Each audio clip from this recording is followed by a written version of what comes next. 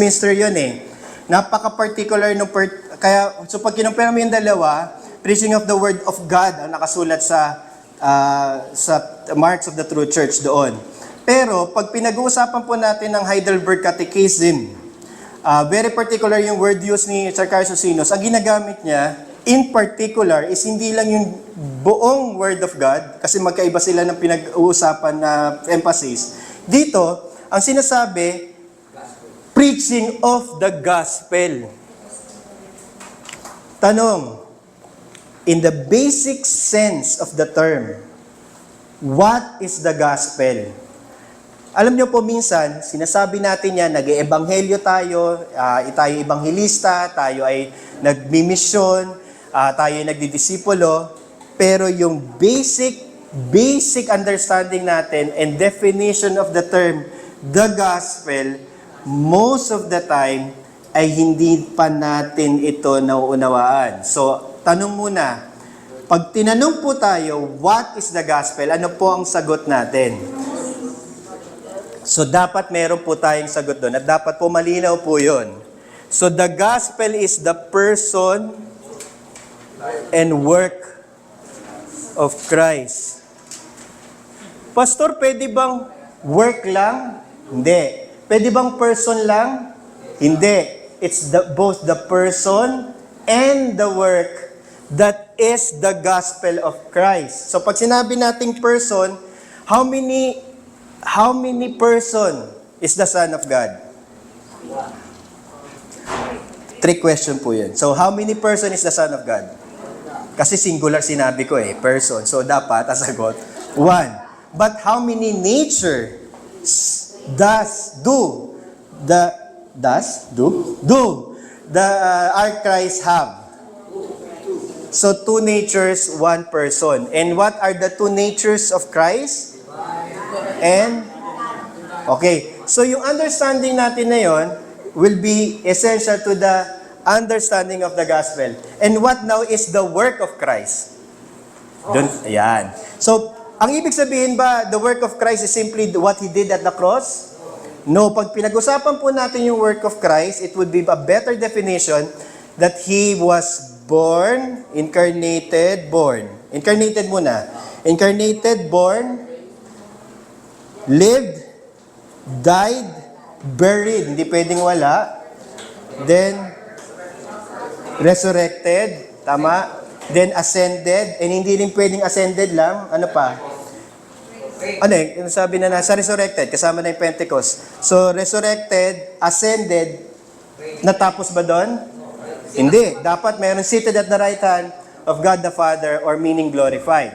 So, that would be the whole work of Christ. He did it by humiliation, which is from His birth, incarnation, all the way His burial, and yung exaltation, which was actually the resurrection, all the way to this glorified state. So, yun po yung buong gospel. So, Pastor, akala ko ba, the preaching of the gospel and the preaching of the word of God is the same thing? Oo, ang sinasabi lang natin, in particular, pag in-examine natin yung buong scripture, the word of God, it simply points to the gospel of our Lord Jesus Christ, His person and work. Kaya dapat alam natin na may difference pag sinabi natin word of God or the preaching of the gospel. Kasi ang ibig sabihin natin dito, the word of God as it points to the whole person and the whole work of our Lord Jesus Christ. Now, the preaching of the word of God is the primary means of grace. Ibig sabihin, hindi pwedeng magkaroon ng pananampalataya ang isang tao maliban na ito'y bagay niyang nauunawaan. So, pwede ba akong magkaroon ng faith without the preaching of the gospel? Sagot? Hindi. Yung iba pwede, di ba? Yung iba sasagutin, kailangan lang ng panalangin, kailangan lang na ipanganak ka sa church, kailangan lumaki ka sa church, kailangan lang active ka, pwede. Pero dito, sa pananampalatayang itong pinag-uusapan natin, hindi pwede yon. So, saan nyo naririnig ang preaching of the Word of God? Kailan nyo naririnig ang preaching of the Gospel? Oo, exclusively, during the Lord's Day, every Lord's Day, it is being done. So, in short, that is the means, the primary means of grace. Kung wala yung Word of God, pwede ba magka-faith? Hindi. Gagawa ba ang Holy Spirit ng faith sa puso natin kung hindi ito sa pamamagitan ng Word? Hindi. Okay. So, Pastor, if that's the case, then para saan pa yung sakramento? Tama po ba? Natanong ko yun eh. Natanong nyo din ba? Hindi ko rin natanong. Ulit. So, kung meron na kasing Word of God, tama po ba? At meron ng regeneration from the Spirit, bakit pa kailangan ang sakramento?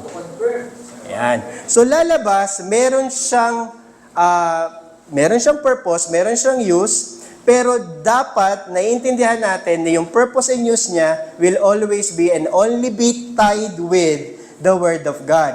Kapag wala yung preaching of the Word of God, walang preaching of the Gospel, the sacrament will not much make sense. Why? Because the sacrament is the visible Word.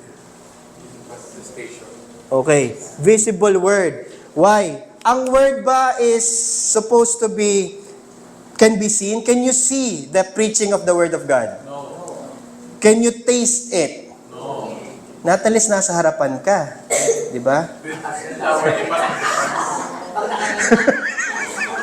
Oo, hindi magandang pakinggan at hindi maganda rin mangyari sa iyo yun. Pero no, ang sagot doon, you cannot taste and see that the Lord is good. So in short, punta lang tayo. Si Abraham, kanina binasa natin sa 15, nung pinangakuan siya na hindi, magkakaroon ka ng multitude of sons. Sabi ni Abraham, tama, nabasa natin kanina, di ba? Ano sabi ni Abraham? Paano mangyayari yun? Parang sabi niya, bes, mamamatay nga ako dito, ang magiging tagapagmana ko, hindi anak ko, si Eleazar. So parang ang basa ko pa nga doon, parang kontrabida pa pala si Eleazar doon, ano? Parang no choice siya. Si Eleazar magiging tagapagmana ng lahat ng kanyang ari-arian. And the fact na may ari-arian si Abraham tells us na mayaman siya. Okay. Pero hindi, sabi ni God, no.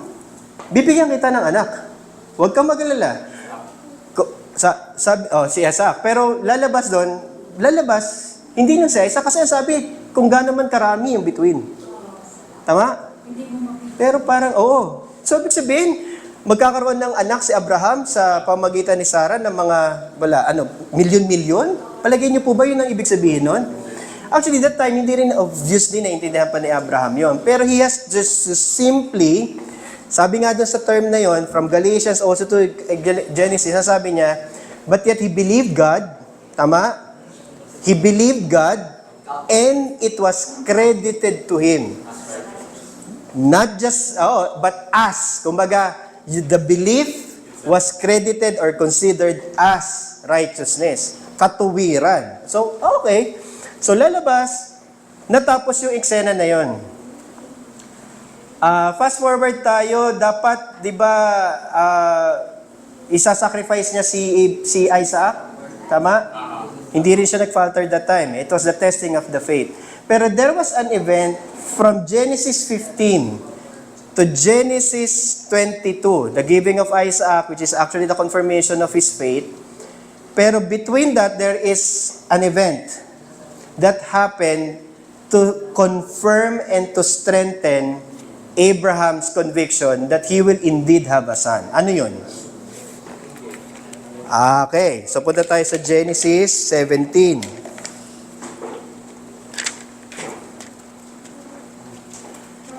Kaya hindi pwede pag-usapan ang sacrament ng walang covenant theology.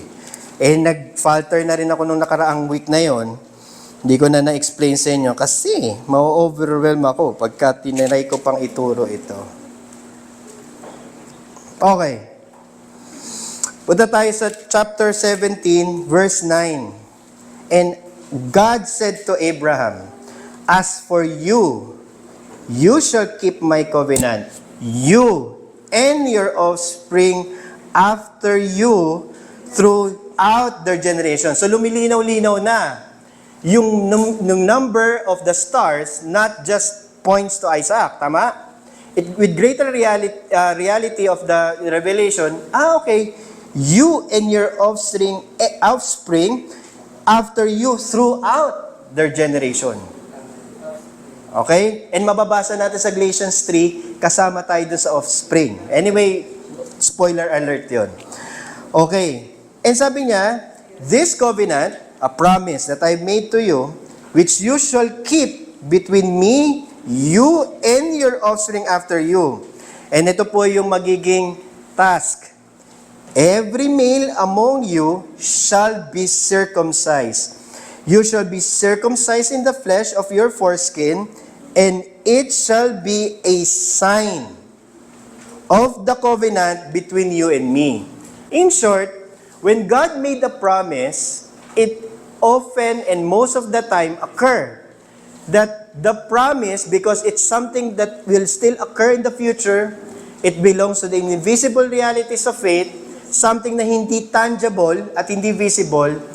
God, when He made the promise, puts a sign together with the promise. And what was the sign here? The sign of the circumcision. Magtatagal po ako pag tinalong ko yung circumcision to baptism and to defend it to you. Pero, bottom line, hindi naman just trust my word for it. When God naman gave His own Son, okay, He gave us also sign that points to the greater work of the Son. So, ibig sabihin, when Abraham received the promise, he was given the sign. But also, when God gave His own Son, which is, sino yung Son ni God the Father? Our Lord and Savior Jesus Christ. He said that He will give also a sign of that work. And what was the sign of the covenant? Luke 22. Ikakat ko lang short yon. Siyempre, alam niyo naman na inano ko yon. Okay? What was the sign of the covenant?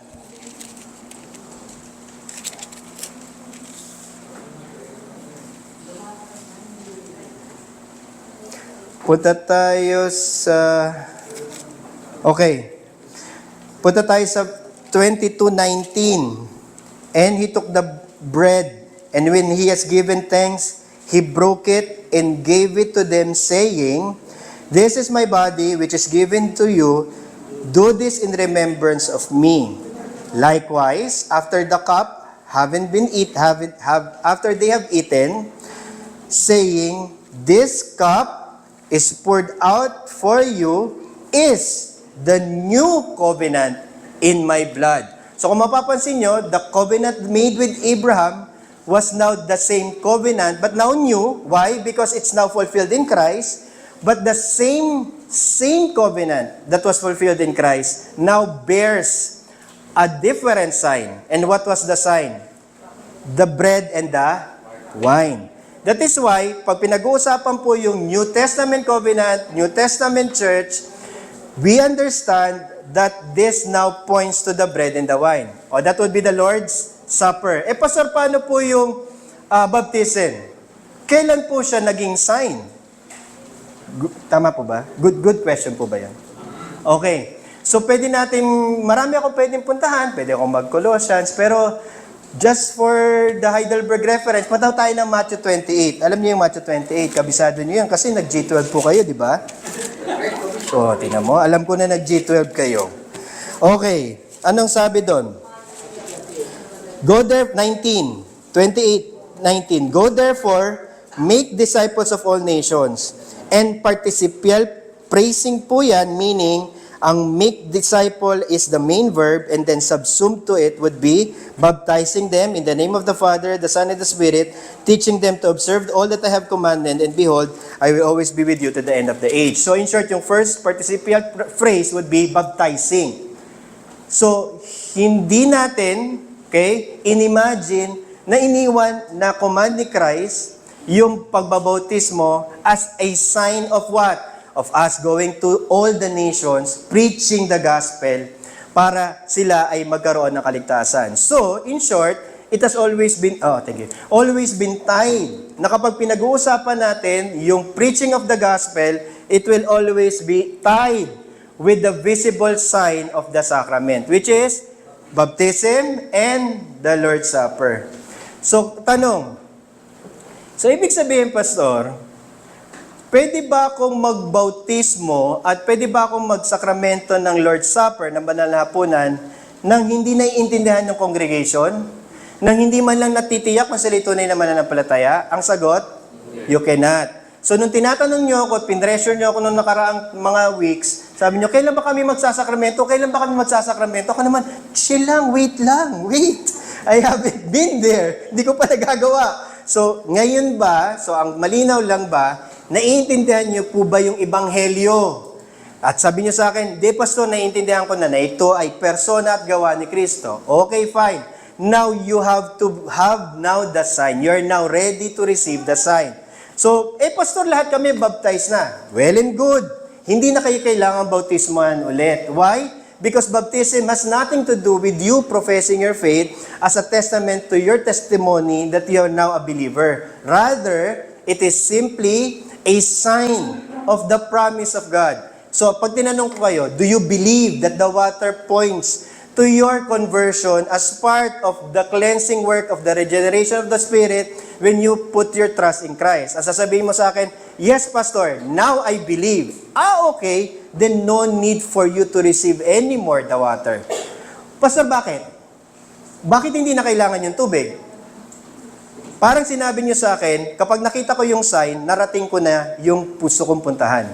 Ang sagot ko, napuntahan mo na yung greater reality. So, bakit kailangan ko pa sa iyo ibigay yung sign? Wala lang, Pastor, comforting lang for me. Ang sasabihin ko, okay, pwede naman, pero sayang ang tubig. Mahal na tubig ngayon eh. Ito, magkano to? Hindi pwede. Hindi na, sayang lang. Hindi na natin uulitin because now you have the greater reality. However, magkaiba po doon sa Lord's Supper. Because yes, it also points to the blood and the sacrificial work of Christ, His atoning work. But the Lord's Supper points greater to the greater reality, not just at the cross, not at this moment, but it points to the greater reality of the new heaven and the new earth. Why? Because ang sabi niya, hindi ko na muli itong gagawin maliban sa kasama ko kayo sa bagong langit at bagong lupa. And para sabihin ni Kristo yon, it also points to the greater reality na kapag tayo namatay, bubuhayin tayong muli, at kapag tayo tunay na mananampalataya, pupunta tayo sa bagong langit at bagong lupa, ang unang event ay isang malaking Lord's Supper. Isang malaking piging. So, nandun ba ang goto ni Kuya Romy? Ay, Pastor Romy, i-recommend ko. Dalhin. Kasama dapat sa New Heaven. Sino mauna? Impeccable. Okay. So, pang Michelin, pang 2 stars. Okay. So, dapat. So, greater reality. That's why, that is why, yung Lord's Supper is a regular occurrence sa isang congregation who has embraced the gospel. Actually, ideally, dapat siya every week. Kapag merong believer na kasi doon sa congregation, the proper exercise of the Eucharist should be every week. Ang naging problem lang ng mga Protestante at that time is, of course, magkakaproblema kasi masyadong maitatay in with the Mass. Kung lumaki po kayong Katoliko, ang Mass ay nangyayari kada Oras. Hindi, yung pagka pumunta ng Mass, kada linggo. Pero pwede rin outside. That's what I meant. Pero ibig sabihin, dati, kung tumatanggap kayo ng Mass, every week may Mass eh. So tinatanggap nila yon. Pero ang criticism sa Roman Catholicism is, pwede ngang natatanggap nila yung sakramento, pero kung hindi naman nila naunawaan dahil walang ebanghelyo o walang preaching of Christ, what's the point? Okay? So yun yung sinasabi din ng mga reformers na it's not just simply the administration of the sacrament, but the use of the sacrament. So kahit ano pong so parang, Pastor, dati naman nagsasakramento kami sa Unida noon ha. Oo nga, pero naunawaan nyo ba? Sasabihin mo sa akin, akala ko nauunawaan ng pastor eh. Doon kayo nagkamali. Kasi hindi ibig sabihin na ginagawa na po sa nauunawaan niya. Kaya nga dapat ini-examine niyo yung pastor niyo. Kasi basic question yun, siya yung gagawa ng ng sakramento, kung hindi rin niya pala naiintindihan, bakit niyo siya pinagagawa nun? So the pastor should be able to understand how By explaining the gospel. How? By teaching the doctrine. How? By teaching you the confessional standards. So unless that is something that occurs to you, na nararanasan nyo bilang sa inyong pastor, then that would be the only way na makukuha nyo yung confidence na, okay, sige, nagagawa naman pala ng tama. So, lalabas, kapag yun ay nangyari na, then it becomes now a proper, kaya nga ang term ng three marks of the true church is not just we administer the gospel, but properly administer the administration of the Lord's Sacrament, or the Lord's Supper, or the sacraments. It should be the proper. Okay. So, after some time na matapos po yung membership class, matapos po lahat ng interview, and Lord willing, meron po tayong minister of the word and sacrament, saka po tayo magsasakramento. Pastor, mamamatay ba kami kung hindi kami magsasakramento? Sagot. Mamamatay. Hindi, ang sasabihin ko is, well, nakakapanginig ba kayo ng preaching of the gospel? Yes. Then you have the auditory word. Then the visible word will only augment it. Will only be helpful for it. Pero ang pinakamahalaga muna is yung preaching of the gospel, the primary means of grace, which is the preaching of the gospel. Without the preaching of the gospel, the sacrament has no sense. It has no power. Okay? Malinaw po ba? Okay, so, lalabas, i-segue ko lang sa disiplina. So, Pastor, ibig sabihin ba, lahat ba ng nagpupunta sa church ay tunay na mananampalataya, therefore, lahat ay tumatanggap ng tama sa kanilang pagtanggap ng Lord's Supper? Sagot. Instinctively, mahihiwalay dito ang Presbyterian Reformed at Baptist. Kasi sa Baptistic side, ang sagot is yes. Kasi a congregation will always be regenerate believer. Pero pagdating po sa Reformed Presbyterian, ang sagot po is, yun lamang may pananampalataya. So, ano pong ibig sabihin? Ibig sabihin, maaaring kasama po kayo dito, pero ang tatlo lang po ang pwedeng, dalawa lang po ang pwedeng, dalawa lang po ang members uri ng members ng church. Of course, lahat tayo professors of faith. Okay, pero further than that, hindi lahat mananampalataya. So, meron tinatawag na regenerate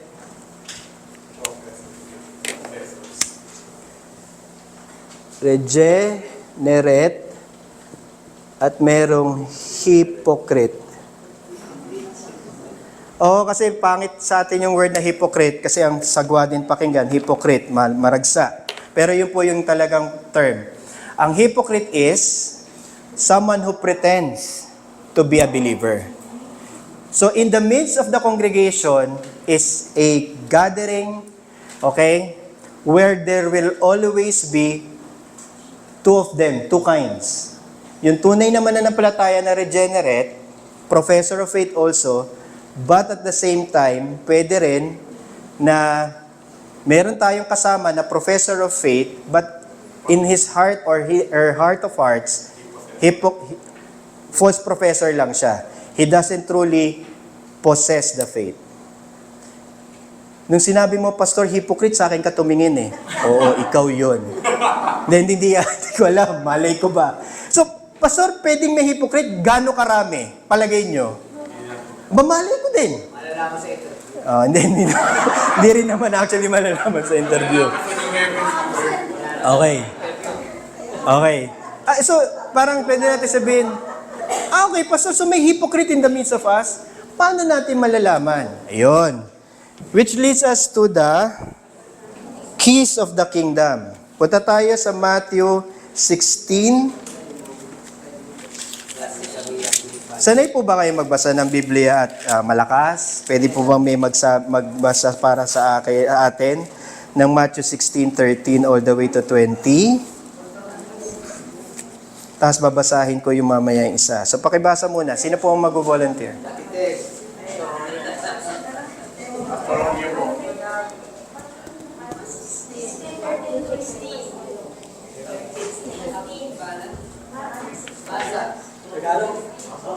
Kahit po Tagalog, wala pong problema. Sige po. Sige po, tayo po. 16:13 all the way to 20.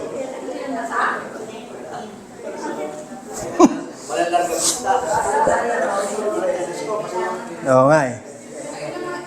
Ah. Okay, saan? Okay. Sino? Ano ang sinasabi ng mga tao tungkol sa akin? Okay. Anak ng tao, tungkol sila. Dahil mga nagsasabi kay Putin Juan na taga-bautismo, may nagsasabi rin kay Silya. At iba naman ay nagsasabi kay Silya, ako sa mga propeta. Tuloy pa. Tuloy lang po, 8:20. Ganun sila na ito. Pero sa inyo, sino ako? Sumagot ko sa Pedro. Kayo po ang Kristo, ang anak ng Diyos na buhay. Nabi na Jesus sa kanya, pinagpalakan ng Diyos, na anak ng Diyos, sapagkat hindi tao ang nagpapahayag sa iyo, Kundi? ng bagay na ito, pagkakasin ang mga kasalan. Correct. At ngayon, sinasabi ko sa iyo, na ikaw si Pedro, at sa batong ito, itatayo po ang aking iglesia, at hindi ito malulubig kahit ng kapangyarihan ng kamatayan. Ibibigay ko sa iyo ang kapangyarihan ng kaharian ng Diyos. Ano man ang ipagbawal sa lupa, Ipagbawal? ay ipagbawal din sa langit. Okay. At ano man ang ipahintulot pa sa lupa, ay ipahintulot din sa langit. Pagkatapos nito, sinabihan na ito ang mga pagkasunod niya. At huwag nilang paalam kahit kanina na siya. Okay. Tagalog yun, ano kaya ang version niya. Pero hindi ko type yung bawal at yung papahintulutan. Pero sige, it is the binding and the loosing. Okay, so question po, ano daw yung eksena? Bakit marami nagtatanong tungkol kay Kristo? Ano bang yung tinatanong tungkol kay Kristo? Tinatanong kung eventually He has to reveal who Himself. And basically, that's the gospel, the revelation of His person and His work. Okay, and then may mga, of course, may mga sinabi, propeta, blah, blah, blah. Tanggalin na natin yan. Eventually, ang sumagot po ay si Peter. And then sinabi, you are the Son of the living God. And that Christ, the Son of the living God, would mean the greater revelation, not only that He is the Messiah, who is supposed to be the Son of David, but also the Son of the living God, meaning He is also the Son of God, who is actually both nature niya is the human and the divine. Now, pagdating pa rin doon is, okay, lumabas yun sa bibig ni Peter, pero ang sabi ni Jesus, hindi sa'yo galing ito. Hindi galing sa tao, kundi galing sa Diyos. At sabi niya, ikaw ay Pedro, sa batong ito, aking itatayo ang iglesia. Now, sa Romano Katolikong pangunawa, ang iniisip nila, si Pedro, ang rock, ang unang papa, na siyang naging dahilan kung bakit naitayo ang church. So basically, that justifies the popery, or yung merong isang tao na in-appoint among the disciples, nag-iisa si Pedro. Pero ang sagot natin is, no. Actually, alam natin na malinaw doon sa unang eksena na ang revelation, ang dahilan kung bakit sinabi ni Kristo, it is the rock of revelation. Ibig sabihin, yung pangunawa na ipinahayag ni Pedro, ang siyang naging dahilan kung bakit may tatayo yung iglesia. Pero wag natin pasubali, so ibig sabihin, pwedeng hindi si Peter yon. Ang sagot is, hindi din. It's just that, hindi lang exclusively si Peter yon. Naiintindihan natin na ang lahat ng mga apostol na nagpahayag kung sino si Kristo, nung sila ay nabubuhay pagkatapos na mag-ascend ni Christ at maupo sa kanan ng Diyos Ama, yung buong apostolic revelation na yon, ang pundasyon. Kasi yung apostolic revelation is the revelation, thou art the Peter, and upon this rock, which is Christ, I will build my church. The rock, the stone, Peter, the apostolic foundation of their teaching that points to Christ is the foundation of the church. So, in that sense, okay, alam natin na kaya nagkaroon ng church not because of men, but rather because of Christ alone. Then the origin of the church is divine, etc., etc. However, hindi pa lang pwede yun yung focus. Nag-further revelation si Jesus eh. And ano po yung sinabi? Ano man yung kalagan dapat kasi yun eh. Sa mas malalim na Tagalog, kalagan ba? Kasi yun ang understanding ko. Pero kung English, loosen eh. So, 19. And I will give you the keys of the kingdom of heaven. Tanong, key or keys? Singular or plural? Pag plural, ilan dapat? More than one. Okay. And dalawa po yung action na ginawa. Whatever you bind on earth shall be bound in heaven. What you loose, kung ano yung papakawalan mo sa earth, will be loosed in heaven. So the binding and the loosing are the two action, pero there are two keys of the kingdom. Now, pag pinag-uusapan po natin yung keys of the kingdom, malinaw po sa ating confessional standard because this is what Orsinos have understood from all of what we have understood also as asan na tayo? The keys of the kingdom. Sa Lord's Day 31. Punta po tayo doon sa Lord's Day 31, question 83. What are the keys of the kingdom? This is trademark reform. Sa reform nyo lang po ito maririnig. Walang iba. Okay. What are the keys? Plural. Dalawa. The preaching of the Holy Gospel, which is the primary means of grace, and church discipline. Ayun no. So mag-extend muna po tayo. Natapos na tayo sa sakramento, pupunta tayo sa discipline. So there are three marks of the true church. The preaching of the gospel, the administration, the proper administration of the sacrament, and the practice or the practice of church discipline. And that in itself makes the church a true one. Now dito, ang pinag-relate na keys of the kingdom, dalawa. The preaching of the gospel and Christian discipline. So question, pwede bang magkaroon ng true preaching of the gospel without the practice of church discipline? Magkaiba yung question ko kanina sa relationship ng preaching of the gospel and administration of sacrament. Ang sabi ko kanina, pwede ka bang nang wala yung preaching of the gospel. Pero lalabas, hindi. Ang tanong ko naman ngayon, nagkakaroon ba talaga ng totoong preaching of the gospel kung hindi napapractice ang church discipline? Magkaiba yung tanong. O ako lang nakaintindi na magkaiba. Magkaiba yung tanong na yun. Okay? Masasabi mo bang tunay na naipapahayag ang ebanghelyo, pero sasabihin natin, hindi pwedeng walang church discipline. Okay. Bakit hindi? Because there are the keys. Dalawa ang susi. Okay? So meron siyang act na binding and loosing, and both must be practiced. Both must be present. Kaya hindi pwedeng sabihin na may preaching of the gospel, walang sacrament, may preaching of the gospel, walang church discipline. Or may church discipline, pero walang gospel. Pwede ba magkaroon na stricto yung church? Lahat na lang, no? Sinita, hindi pwedeng mag-shorts ang babae, hindi pwedeng magpakulot ang lalaki, hindi pwedeng magpatato. Lahat na lang may rules. Pwede ka ba magkaroon ng ganoon nang walang preaching of the gospel? Pwede. Ang dami kong church na napuntahan, puro rules eh. Pero hindi ka pwede magkaroon ng preaching of the gospel at sabihin mong preaching yun ng gospel nang hindi ka nagpa-practice ng church discipline. So basically, Pastor, what is church discipline? Church discipline is, meron na daw, sabi niya, tapusin mo na yan, Pastor, di ba? Church discipline na. Okay. Malapit na tayo. Nasa church discipline na tayo eh. So, ang sagot ay hindi. Okay, bakit? Sapagkat kapag sinabi natin na nagpapahayag tayo ng tunay na ebanghelyo, pero hindi ito na isa sa buhay, yun po yung yung pong emergency ni NDRCCM. Sabi niya, malapit na po sa inyo yung bagyo. Tapusin niyo na po yan. Yun ang sinabi. Okay, so ang sagot is hindi pwede. Kasi you cannot live by the doctrine of the gospel without you cannot teach the doctrine of the gospel without you living by it. Okay. Why?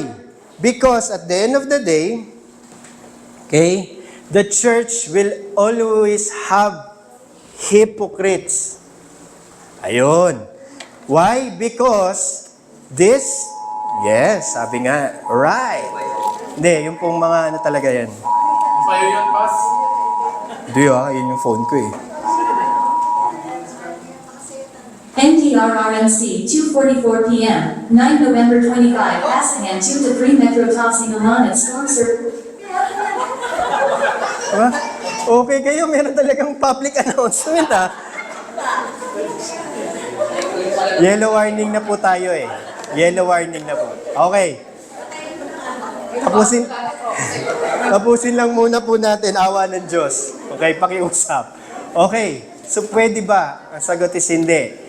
Why? Because meron po tayong magiging church. Lahat po ng church dito sa lupa will always be composed of either a believer na regenerate or a false professor who is a hypocrite.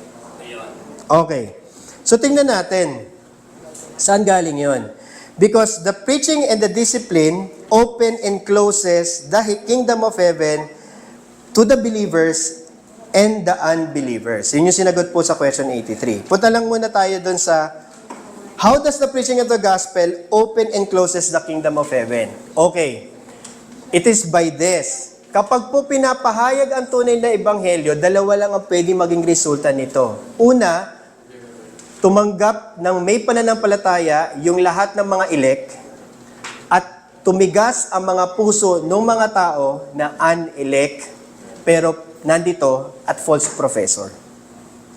Pastor, ano ibig sabihin ng tumitigas ang puso? Ang ibig sabihin ng tumitigas ang puso, yes, on the outward form of who they are, they always seem to be agreeable, tumatango sila kay pastor, but at the end of the day, they do not believe any word that's being spoken. So pastor, akala ko ba ang preaching of the gospel ay para sa lahat? Oo nga, ang preaching of the gospel ay para sa lahat. Ipapahayag sa buong mundo. Pero yung tatanggap nito, laging dalawa. Sa natin yun, ako, personally, Blessing and curse. it will always be either a blessing and a curse, depende kung elect or non-elect yung nakikinig. So, pastor, bakit hindi na lang sa elect natin i-preach? Sasabihin ko sa'yo, di good luck with that. Di ba? Kasi that would mean na lahat na lang, tatanungin mo, elect ka ba? Elect ka ba? Elect ka ba? Kasi sabihin niya, opo, elect po ako, pastor. Oh, may masasabi ka pa ba doon? Wala na. Okay. So, punta tayo sa 1 Corinthians 1:18. For the word of the cross, meaning the word that is about the death of Christ, is folly to those who are perishing, meaning the hypocrites, but those to us. Sino kasama yung us? Kasi third person po yun. Kasama si Paul. Who are being saved, meaning, kasi being saved, the elect ones, it is the power of God. So there is a distinction between the one receiving the message. So iisa lang ang mensahe. Christ died for your sin, and when you believe, you will be saved. John 3:16. Pero the one who hears with faith, meaning na regenerate, will embrace it, but the one who disdain the message will only appear to be hearing it, okay? But actually despise it. He treats it as a foolishness. Alam niyo po, ang pinakamalaking application nito ay yung mag-asawa. Kasi may asawa na po ako eh. Hindi ko naman out and out sasabihin sa asawa ko, honey, be, I think hypocrite ka. Hindi ko naman gagawin yun. Palagay niyo po ba ginawa ko yun? Di sa labas na po ako natulog nun. Tama po ba? Kasi wala akong trabaho, hindi ka nagtatrabaho. Sabi niya, ganun. Okay. Doon ka sa labas matulog. So, tama po ba? Ganun din sa church. Tama po ba? Hindi ko para sabihin alam niyo yung itsura mong yan, mukhang hypocrite yan. Hindi. I think hindi yan totoo. Pero you have to understand, you have to understand na even when you were still not converted, you were a hypocrite at one point. Tama? You were a hypocrite, and yet here you are in the church, then you got converted, and sabi mo, angat-angat na ako sa buhay. Lahat ng mga hypocrite ayaw ko. Sa tingin ko, isa ka rin hypocrite nung bago ka naging converted eh. That's why we are patient, we are we are patient, we are teaching. The mature one will always have to have the discernment. Hindi lahat ng mukhang converted talaga. Hindi lahat ng hypocrite talaga. At the end of the day, ang kailangan lang natin masigurado, naintindihan man ng lahat, nag-profess ba sila ng faith, they accept the sacrament. Why? Because at any given point, magkakasala ang isang mananampalataya at ang isang hipokrito. Pero yung tunay na mananampalataya, pagka nagkasala, magre-repent. At kapag ang isang hypocrite nagkasala, anong gagawin palagay nyo? Tutuloy-tuloy. Magtutuloy-tuloy, Namamanhid. sisisihin pa ang lahat. Kasi hindi naman daw reformed ang Cavite community. Ay, maganda po kayo. Hindi nyo pa nararanasan yan. Pero kapag puminadisiplina at umalis sa church, ang unang i-charge, hindi naman reformed yan eh. Been there, done that. Heard it a lot of times. Ang sisisihin po, yung church. Sasabihin, hindi naman ako inaligaan ng mga elder dyan. Wala naman silang ginawa sa akin nung nangangailangan ako, etc., etc., etc. At the end of the day, aalis siya. Kaya wag po tayong matakot pag may umaalis. Ma-encourage tayo pag may nananatili. Pero kung hindi lahat na nananatili, di ba? Ay tunay naman nananampalataya. Pero ang manatili hanggang wakas, maliligtas. So ibig sabihin, alam natin na yung staying power, hindi na nanggagaling doon sa tao. Yung staying power, nanggagaling na doon sa word that's being preached, the administration of the sacrament, and church discipline. So at the end of the day, so sabi dito, the preaching of the gospel open and closes the kingdom of heaven. How? When the kingdom of heaven is open, it is opened by, 84 po yung binabasa ko, by the proclamation and the publicly declaring of the message to each and every believer. Napansin niyo po ba? Believer po ang sinabi, ha? As often as he accepts the God's promise in true faith because of what Christ has done, truly forgiving him of all his sins. However, the closing. So, pastor, ibig sabihin, pag may susi, okay, nabubuksan niya. Okay?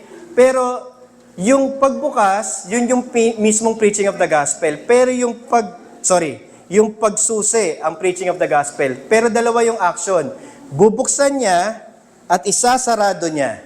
Okay? Bubuksan, isasarado. The same gospel that is preached, nabubuksan pagka mananampalataya. Sinasarado pag di mananampalataya. So, ang sabi dito, the kingdom of heaven is closed. However, by the proclaiming and the publicly declaring of the same message to unbelievers and hypocrites. Sorry, may pangatlo pala. Unbelievers dito. Kasi, hindi ko lang kinonsider, pwede din halimbawa, wala sa church, napakinggan yung ebanghelyo, wala sa church, ayaw niya talaga. Nasa labas sila ng church, so unbeliever kasi sila. Pero gusto ko lang i-emphasize na yung eto nandito sa church yan. Eto wala. Okay. And as long as they do not repent, the anger of God and eternal condemnation rest on them. So yun yung first step. That's the first key, unang susi. So, naalala niyo po, di ba, sabi ni Kristo dun sa Matthew 16, Thou art Christ, the Son of the living God. The rock of revelation, and the gates of hell shall not prevail against it. Tama po ba? Naalala niyo yung sinabi na yon? And the gates of hell shall not prevail against it. Ang iniisip natin, yung gates of hell ay ang pumupunta sa church. Kasi lagi ang iniisip, binabind natin si Satan, di ba? Ibabind natin si Satan para hindi siya dito makapunta. No. It's pabaliktad. Yung pinupuntahan natin, itong mundong to, teritoryo to ni Satanas. Pero every time na pinapahayag yung ebanghelyo, nabubuksan natin yung hell, yung gates of hell, yung stronghold ni Satanas. So in short, lahat tayo dating mga stronghold ni Satanas. When the gospel was preached and the Spirit regenerated you, hindi man lang, di ba, nagkaroon ng staying power yung gates of hell, nabuksan agad. Why? Because of the preaching of the gospel. Yun yung nagbukas. Pero, kapag po nanatiling sarado, nag-harden yung heart, yun po yung mga hypocrite at yun po yung mga unbelievers. Okay, so yun yung unang susi. Dalawa po yung susi. Susunod po yung Christian discipline. So, paano naman yung Christian discipline? So, 85. How is the kingdom of heaven closed and opened by the Christian discipline? So, yung isa, bubuksan mo para doon sa mga mananampalataya. Masasara mo kapag ka hindi mananampalataya at hipokrito. Pabaliktad naman po sa Christian discipline. Lahat na ngayon tayo na member ng church, assuming that you become members of the church, now becomes a way, okay, for us to examine your lives and for you to lead godly lives. If you are not leading godly lives, definitely this key now will be in effect.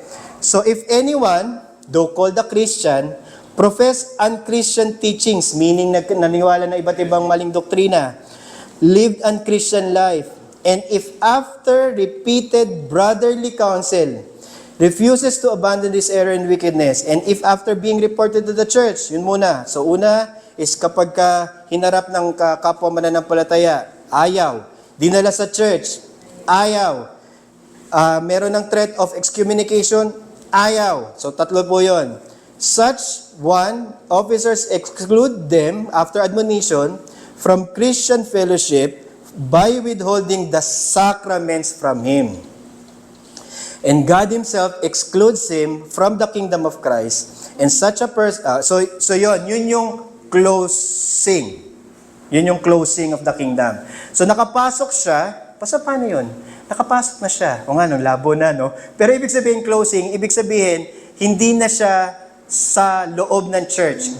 Itatrato na siya na di mananampalataya. So kung napatunayan ng isang tao na nabubuhay, let's say, masyado mahaba na yun eh. Magmamadali tayo. Basta, if there is moral sin on the person, regardless of pastor, elder, deacon, or even ordinary member, if found to be guilty of those sin, that person will be admonished to repent. And if they do not repent, they will now be excluded to the kingdom of heaven.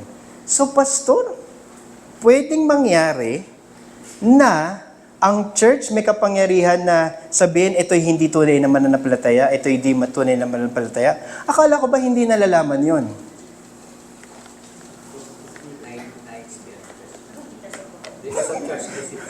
Hindi, pero tama yung tanong, di ba? Akala ko pa, pastor, hindi man, bakit doon sa church discipline, in-exclude mo sila? Okay. Primarily because we know that this is what Christ said in His Word. Ibig sabihin, ginagawa lang natin kung ano yung sinabi ni Kristo. Kaya alam niyo po, sa mga Pilipino po, bawal, actually, yun po yung isa sa pinamalaking struggle pag nag-reform church po tayo. Dahil hindi po tayo sanay na dinidisiplina. Akala natin, pag dinidisiplina, may problema, parang feeling natin, hindi na tayo Kristyano pagka na-under discipline. Hindi po. Actually, yun po yung pinakamalayo. Sabi ko sa mga anak ko, yung sabi ko kay Eli, hindi kita pinagsasabihan na gawin mo ito, gawin mo yan. Hindi kita pinipigilan. At the end of the day, 18 ka na. Tama? Pero lagi ko sasabihin sa iyo, kaya ako sinasabi sa iyo yung mga mali at tama, kasi I know ko na kapag ka, di ba, sasabihin mo sa akin at the end of the day, Daddy, nagkamali ako. O di ba sinabi ko sa iyo? Di ba? Kasi hindi dahil sa hindi kita mahal. Kasi walang teenager magsasabi na lahat ng disiplina ng mga magulang nila. Feeling nila kasi controlling ka lang, di ba? Isa ka lang masyado kang magulang, pero at the end of the day, hindi pa nila maintindihan yun. Pero gagawin mo yun. Gagawin mo yun. Kasi alam mo na kaya mo ginagawa kasi mahal mo sila. The Father whom He loves, the Son whom He loves, the Father disciplines. Dinidisiplina ng Ama ang kanyang anak kasi mahal niya. Yun yung problema natin dito sa church. Because feeling natin kapag dinidisiplina tayo, laging-laging may mali. Hindi po. Kaya ka dinidisiplina kasi sinabi ni Kristo, kapag di ka tunay na mananampalataya, magre-rebelde ka, hindi ka magre-repent. And we have to save the church from hypocrite and unbelievers. So, Pastor, Sige po. doon maintindihan kung sino talaga yung unrepentant. Yung unrepentant, siya yung guilty. Oo. So, yung unrepentant, so may proseso po, di ba? Saglit na lang. May proseso po. Ang proseso ay ganito. Let's say sino bang gusto nyo? O yung hindi magkakakontrobersya. Pero, Ako na lang. sina to, kunyari. Pwede. Sina to, nagpunta akong BGC. Tapusin ang ulam. Hindi. Doon na tayo sa infidelity, adultery. Kilala ko si, di ba? So, alam ko, buntis. Aba, nagpunta akong BGC, napadaan lang ako sa kanto, nakita ko may kasama babae ka holding hands. Si mama yun eh. O baka nga si mama mo yun. Hindi, bata eh, bata. Oo, bata. Oo. Hindi, pinsan ko yun. Hindi, pamangkin ko yun. So, hindi, yun nga. So, kailangan ko siyang harapin about it. At nalaman ko na, Pastor, mo na lang munang sabihin kay Kit kasi hindi niya na ako mahal eh. May ganun-ganun. Sabi ko, Nato, hindi pwede. Believer ka, nasa church ka, you have to understand that this is sin. Di, Pastor, moment of weakness lang. No. Not a moment of weakness. Do you understand this is sin? Di, Pastor. Ayaw. O sige. So, titigil ba ako bilang member? Hindi. Pupunta ako kay Pastor Olan. Pastor Olan, sa'yo ko muna, Ninong Olan, sa'yo ko muna sasabihin. Kasi ikaw ang elder sa church, ikaw ang office bearer, ikaw ang pastor dito. Nahuli ko si Nato. Ayaw pumayag. Ayaw. Okay, huling-huli ko na sa akto. Diba? Ayaw pa din. So, pupunta si Pastor Olan, pupunta ako, haharapin ko siya. Okay? Pangalawa na yon, di ba? Sinabi ko, pangalawang level pa lang, haharapin ko siya. Nagpaliwanag kay Pastor Olan, ayaw talaga. I-report na namin sa buong church. Church, si Deacon, ganito, si Nato, bababa muna, hindi pwede muna magsakramento yan. Kasi under discipline siya. Nagalit. Ipokrito daw kami.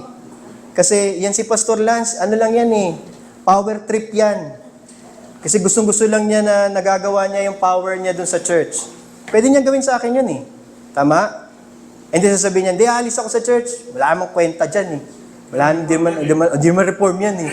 Yun ang ako nyo doon ako inis na inis eh. Kakatapos ng lahat ng bagay, hindi reform yan. Hindi disiplina ka nga eh. Kasi hindi reform, no ka. So kaya nga reform siya eh. So yun nga, tas alis siya. Now, yun yung unang key, yun yung pag-close. However, nahimasmasan. After, sasabihin namin, church, don't treat him anymore as a believer. No, never. Pastor, pwede pa ba namin siyang kausapin? Pwede niyo siya. Treat him as anyone you would treat your in-laws. Tama? Hindi, joke yun. Okay, so, hindi nila na-gets eh. So, okay. Mababait ang mga in-laws dito pala, no? Okay, so, hindi. So, pero, hindi mo na siya itatratong mananampalataya. Pero let's say, after years that had gone by, the work of the Spirit has always taken hold of Nato because Nato is truly an elect believer. Lalambot ang puso ni Nato at sasabihin niya, at the end of the day, I cannot live without the church, without the word and the sacrament. I have to go back. Parang katulad po yun yung sa prodigal son. It's the same. Yung prodigal son, sabi niya, mas marami pa akong may enjoy na benepisyo kung pumunta na lang ako sa tahanan ng aking ama. Bakit nga ba ako kumakain dito ng pagkain ng mga hayop? At sasabihin nila to, babalik ako. Yung ba yung sinabi ko, ibigay mo natin siya kay Satanas. Dinibigay siya kay Satanas. Pero hindi ibig sabihin na because nag-temporary apostasy siya, hindi siya elect. Every elect will have at some point some form of apostasy. Pero hindi yung apostasy ang point. Even Peter had a temporary apostasy. The point is repentance. Babalik ba siya?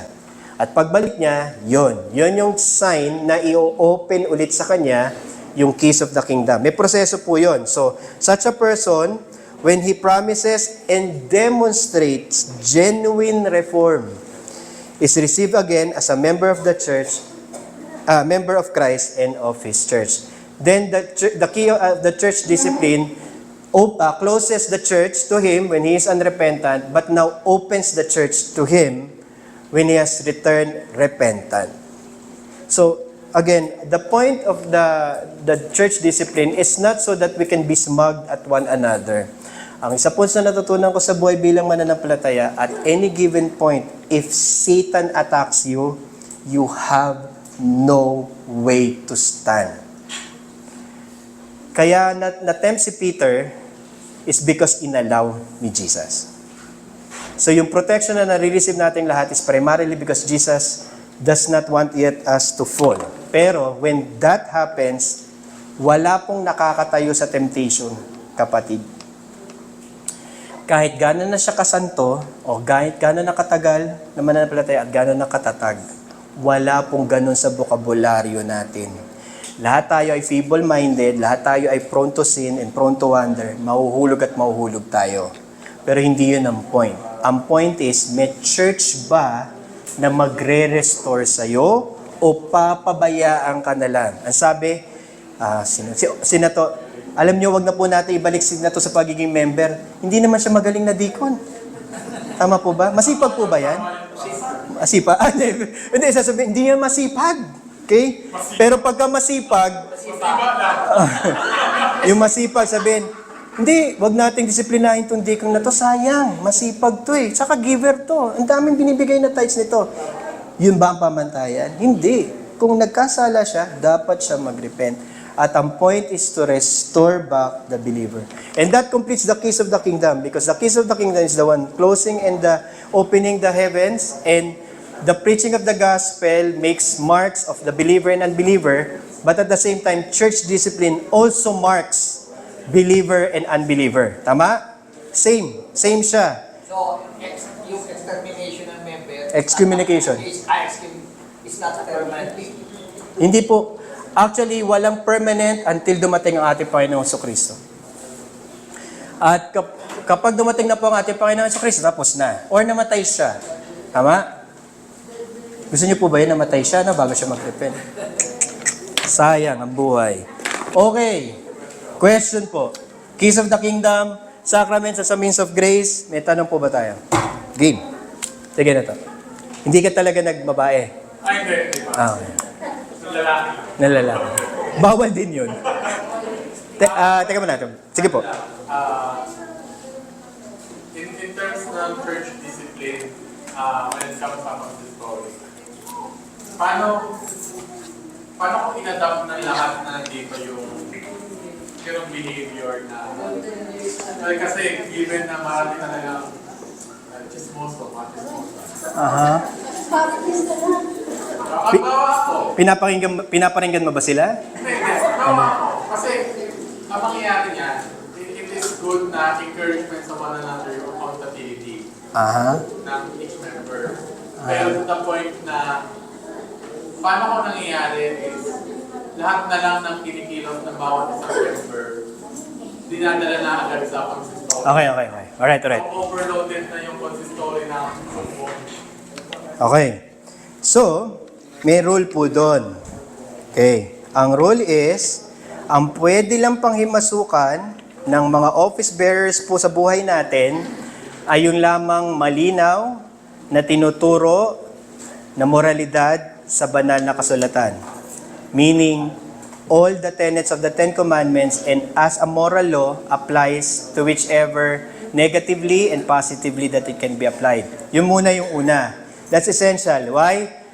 Bigyan niyo po ako ng kasalanan at sasabihin ko po anong violation sa Ten Commandments. Ang chismis ay anong violate sa Ten Commandments.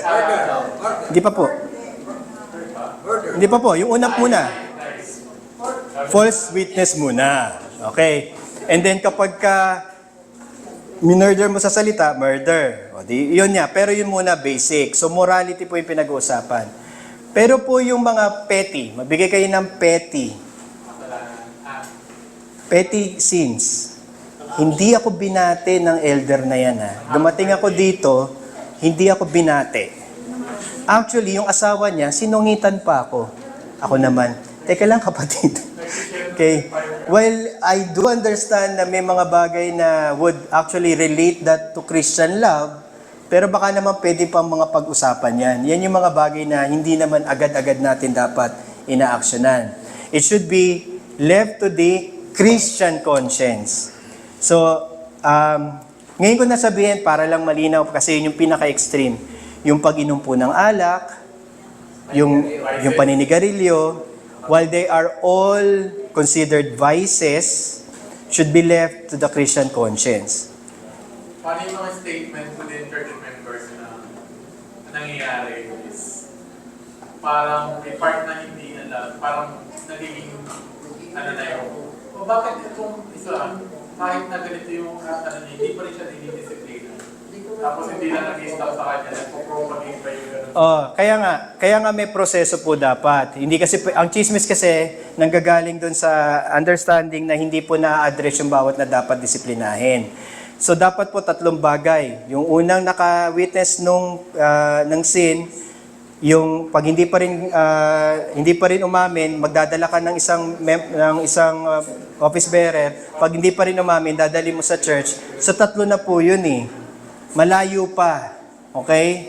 So ibig sabihin, bago pa mangyari na merong talagang actual na ididisiplina, nangyari pa yung tatlong bagay na yon. Okay, so dapat sundin natin yung proseso na yon. Nasa Matthew 18 yon. Okay? Pastor. Yung pong tanong pa sa pagliliwanag. Kasi doon sa sexual immoral, sa 1 Corinthians chapter 5, nagpapatuloy sa pagkakasala, tapos sabi ni Paul, na dapat inalis mo na yan kasi pumapato siya sa asawa ng ibang asawa. Yung mother-in-law po niya yun. Pagdating doon sa sinabi niya na minuto siya sa kanya. Ayaw magsisi sa kasalanan niya. Sabi sa verse 5, you are to deliver this man to Satan. Tapos sabi niya, for the destruction of the flesh. Tapos sabi, so that his spirit may be saved in the day of the Lord. Yung may parang itiniwalag mo na sa church. Pagkatapos kaya sabi, for the destruction, deliver this man to Satan. Kasi Satan ang namamahala sa mundo. Parang kaya siyang saktan ni Satanas, galawin siya. Ibig sabihin, kapag wala na kasi sa loob ng visible church, nasa labas na siya. So basically, nasa realm siya ni Satan. Yun yung ibig sabihin. Free si Satan to atake. Actually, Satan has been attacking him already, so may free reign na si Satan. Diba? Nasa labas na siya. Yung mga disgrasya, mga ganun, pagkakasakit, pwedeng sabihin, Consequences of his sin. anak ni Satan. Tapos, pag sabi lang, pag nasaktan na siya, na ginanaw na siya ni Satan, dinestroy siya, sabi lang, so that his spirit may be saved. Pero spirit meaning, hindi ibig sabihin na yung spiritual lang ang kaluluwa niya. Spirit meaning yung spiritual life niya. Spiritual life niya. So kasi di ba, naging worldly siya eh. Naging worldly siya. So, kung tunay siyang mananampalataya, the regenerating work of the Spirit will not settle itself to be worldly. Magre-repent siya at babalik siya. Ganun po talaga. In a hard way. Oh, so always be in the hard way. Ganun po talaga. Sinaktan siya ng sinaktan ng kaaway. Nasaktan siya na nasaktan. Narusahan siya. Tapos, at that point, na parang sobrang hirap na, saka siya ngayon, magsisisi, di ba? Opo, parable of the prodigal son. Exactly. Applicable ba yung wisdom? Teka lang po, si Conrad. Pastor. Ayan, church discipline pass, di ba? Sabi mo, iwan na lang natin sa process yung, halimbawa, pag-iinom at paninigarilyo. Kasi mo, di ba, lahat naman ng tao na makinisada niya sa Christian, halimbawa siya, Naomi, nakita nag-iinom. Yes, nakita nag-iinom. Di ba dapat, ano lang, yung context lang ng reforms ko na wala. Siyempre, we cannot judge kasi hindi wala pinanap yung salvation yung Panginoon. Pero di ba yung church nagiging mo ng testimony ng life of the world? So, paano yung yung church standard? Yung church standard na dapat meron, especially yung mga leaders, elders, and Exactly. Okay. Kaya ako laging nire-recite yung issue sa pag-inom kasi sure ako na isa yon sa mga pinangahawakan natin na marka para masabi ang isang tao ay tunay na mananampalataya. But I have to break it to you, hindi lahat ng umiinom ay hindi tunay na mananampalataya. Ulitin ko lang. Okay, para lang po, hindi po kayo mabigla-bigla. Okay, sige lang. Ako po ay laking ebangheliko. Hindi po ako umiinom ng alak, hindi po ako naninigarilyo, hindi po ako nang bababae. Gusto niyo po ba yun? Hindi po ako nang bababae. Ano pa gusto niyo? 5 yun eh. Basta 5 bisyo yun, sabi ni Daddy. Pero, hindi ibig sabihin na nagagawa ko yun sa church ay tunay ako mananampalataya. Because wala yung kinalaman dun. Bunga lamang yon ng isang mananampalataya na mga bagay niyang tingin niya, by conscience, hindi niya gagawin at gagawin niya. Pero ang hindi po natin dapat tinotolerate is, meron tayong mga elder at meron tayong mga deacon na naglalagay ng mga kautusan sa ating mga buhay na hindi naman dapat inilalagay sa atin. Kasi wala namang malinaw na tinuro ang banal na kasulatan sa bagay na yon. Ang tawag po doon ay mga non-essentials Tama? At mga kautusan na hindi naman galing sa Diyos or man-made commandments. Do not touch, do not whatever, alimusan nyo. Kasi hindi po yun ang marka ng tunay na mananampalataya. So ngayon, ang sasabihin lang sa akin ni Pastor Conrad, which is kaya dapat siyang case-to-case basis, Pastor, nakita namin si Pastor Romy, nag-iinom naglalasing. Iba yun. Okay? Kasi ang ibig sabihin lang natin pala ng pag-inom, lasing agad. Kapatid, hindi lahat ng uminom, lasing. Baka ikaw. Baka ikaw, nakainom ka lang, lasing ka na. Pero hindi lahat ng umiinom, lasing kapatid. Okay? May mga taong mataas ang tolerance, may mga taong hindi. Hindi lahat ng umiinom ay para sa paglalasing. May mga umiinom para mag-celebrate, may mga umiinom para sa party. Pero hindi ako nagsasabi na mag-inuman po tayo. Parehas din po yun. Nasasabihin ko, hindi, dapat lahat tayo nagiinuman. Man-made din po yun.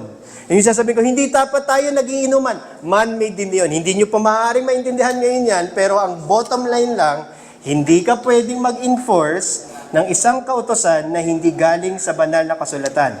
If it is may word akong hinahanap, hindi ko mahanap-hanap. If it is within the liberty of the conscience of the believer, it is best to always appeal to the conscience of the believer. Lalapitan ko po yung mananampalataya, sasabihin ko, kapatid, hindi ka ba naglalasing yan? Sabi niya, hindi, Pastor, minsan lang. Teka lang, so minsan lang. Wag naman. Alam mo naman na hindi sabi ni Paul, hindi tayo dapat naglalasing sa alak, kundi naglalasing sa spirito. Opo, Pastor. May problema ba? Opo. Pero hindi ko yun para dalhin agad sa disiplina ng iglesia. Kasi hindi yun yung para doon. Ang mga dapat na obvious, which is yun lagi ang problema ng mga moralistic churches, nagtuturo na nga ng modalism, pero dahil hindi umiinom, abay tanggap niyong lahat. Ano ba naman kapatid? Nagtuturo ng kulto Pero dahil hindi lang umiinom, hindi nang bababayat, hindi nakikita na apparent yung mga tanggap na tanggap ninyo. Pero yung doktrina, mali, abay pwede? Ipokrito yun, kapatid. That's hypocrisy. Tama? Mali yung doktrina yun ang dapat nating, kasi ano sabi ni Kristo? Ang sinumang nagtuturo na si Kristo ay, ano yun? May sabi dito ay hindi tunay na Diyos, siya ay antikristo. Wala nang panglalabo doon, di ba? Lilinaw doon. Yun po, sige po. Sige po. Meron po ba magtatanong na hindi pastor? Yung hindi naman pastor, pero sige, pastor. Tapos si pastor. Sige po. Ito po, ito na? Sige. Pastor, yung po Christian siya, hindi naman natin lang sila may pagkautulog siya, nagpatango siya, gano'n ka asip yun. Tato. Okay. Pag sinabi ng anak ko magpapatato siya, mag-uusap po kami ng mahaba-haba niyan. Pero hindi ko po iuutos sa kanya na huwag magpatato. Dahil wala naman pong malinaw na utos sa banal na kasulatan na bawal magpatato.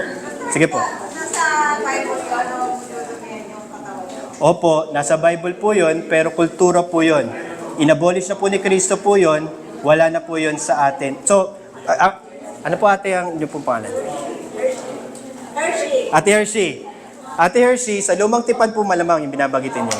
Yung lahat po na nasa lumang tipan, na pertaining po sa ceremonial and state laws, inabolish na po niyon nung si Kristo po ay napako sa cross at tayo po ay pinalaya na sa kautusan. Wala na po tayong susundin doon bilang mga hintil. Hindi nga kayo nagpapatuli Tama po ba? Hindi, nagpatuli ako. No, that's what I meant. So, ibig sabihin, hindi po requirement ang pagpapatuli. Ang sabi ni Pablo, pinalaya na kayo dyan, bakit kayo bumabalik? Okay. Same din po yun sa pagpapatato. Bawal po ang ganito, bawal po ang ganyan, bawal si ganito, bawal si ganyan. At the end of the day, any state and ceremonial law at Hershey, wala na po siyang bisa sa atin. Maliban sa moral. Alam niyo po, ang pinakamasakit pong maintindihan is maaari kang sumusunod sa lahat ng hugis ng man-made laws, pero hindi ka moral. So, di ba idolatry yun? Pwede. Okay. Pwede. Oh, Juanes. Tapos may cross pa. Hindi, pero, okay. So, Pastor, paano yun? Kakausapin ko yung magpapatato. Kakausapin ko siya. One, bakit ka nagpapatato? Kasi baka nga naman idolatry, baka nga naman violation of the second command yung mangyayari. I wouldn't know. Okay. Pero, I will leave him or her that decision. Kung gagawin niya o hindi, one, sa conscience niya. Pastor, yung mga anak ko, narinig yung sinabi mo. Ayun, bukas, nagpatato. Kapatid, hindi po yun yung point nun. Kung matanda na po yung anak nyo, hayaan nyo po siyang gawin niya according to his decision. Kung in-admonish nyo siya, edi in-admonish nyo na siya. Pero wag po kayong magpapasa ng man-made decision sa church. Man-made rules. Wala pong man-made rules. Kaya, importante po yung church discipline pero misunderstood kasi lahat iniisip, alam niyo po kung ano, man-made rules. Pero pwede ko rin sinabi, in case ng anak ay nasa ilalim pa rin sa mga magulang. Exactly. May authority. Biblical po yun. Ayaw niya. Kung no. Kasi magulang yun eh. Tama. Okay. May ganyan lang siya practice pass. Kasi nagpakabigat talaga ng church discipline. Pabigat. Kaso, paano pagka nagpapakita ng sign Ng repentance? Yung individual, Oh. walang training, walang process, dapat sabihan mo na. Kung nag-escalate na, malaki na talaga yung kalat din yung So, kasalanan ng church. Oh. So, church discipline goes both ways, tama ba? Kaya maingat tayo na ang church ay already instituted kasi yun po yung magiging malaking pagsubok. Hindi lang doon sa member, kundi doon sa tagapanguna. Kapag tinreat ng tagapanguna yung discipline lightly and nagkamali siya ng proseso, kumbaga na-aggrieved yung isang party, pananagutan niya yan kay Kristo. Tama po ba? Kaya we should take it as much with seriousness kasi hindi siya madaling bagay. Hindi, okay lang po. So, hindi siya madaling bagay. Okay? Pero, so, pastor, ibig sabihin, kailangan pala may office bearers. Yes. Kasi, hindi magpa-facilitate yung church discipline by itself kung walang mangunguna. So, kapag may preacher of the word, meron na kayong elders for discipline, may deacons na kayo for your mercies, so lalabas, it can now function. Pastor, can they do it perfectly? No. Hindi, magkakamali. Yun nga yung kailangan gabayan. Pero hindi pwedeng wala. Hindi pwedeng wala. Okay? Kaya akala nyo po ba, pagawain lang tayo ng pagawain, yun na, masaya na tayong lahat, yun ang church? Hindi po. Hindi pagawain. Pagsasabuhay ng ating kabanalan. Yun po ang primary task. Opo, may tanong. Pastor, may tatanong po ako sa inyo. Reform na po siya, babae. Babae. Kasalanan po ba yun yung magpatalo siya? Pero iba na po na sa katawan. Hindi sa kindan. Well, hindi po mahirap yan. Kasi nagpatato po yung misis ko eh. Kilay. Ngayon sabi niya, mamaya ka. Dami mo nang sinabi sa akin. Apo, so that's a good joke ha. Yun wala din. Kaya nga po wala pong binesa yun eh. Wala po yun. So, nadidifferentiate nyo na po yung moral law as to sa mga kautosang man-made. Hindi po tayo uutusan at hindi tayo didisiplina sa man-made rules. Okay. Bigyan ko kayo ng isang mas malupit na case. Absent pag Lord's Day at late pag Lord's Day. Dalawang kaso. Wait lang. Tapusin natin sa interesting part, di ba? Tatlo. Hindi pumupunta ng Lord's Day, absent sa mga Lord's Day, late pag Lord's Day. Yun nga. So, sige, lagay na natin hindi nagbe-vesper, nakatingin ako sa iyo. Yun. Lahat ba yan dapat disiplinahin na? Ayan. Well, yes, pero hindi pantay-pantay.